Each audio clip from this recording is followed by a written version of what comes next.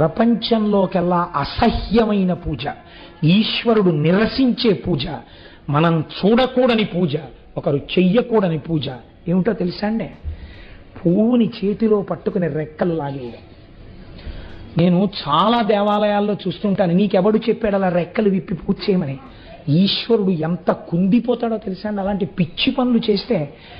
గులాబీ రేకు యొక్క మొదలు తుంపేసి ఇలా నలిపేసి పువ్వులు చేసేయడం.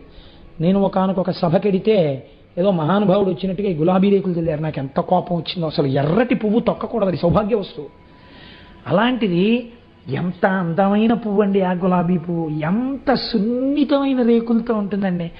ఒక్కరోజు గడిచి మరునాటి సూర్యోదయానికి తనంత తానుగా తన స్వరూపాన్ని విడిచిపెట్టి రేకులు రాల్చేసే లక్షణం ఉన్నది. గులాబీ దండ పట్టుకోవాలంటే భయం వేస్తుంది, రేకులు రాలిపోతుంటాయి. అలాంటి గులాబీ పువ్వుని ఇలా ఇలా ఇలా ఇలా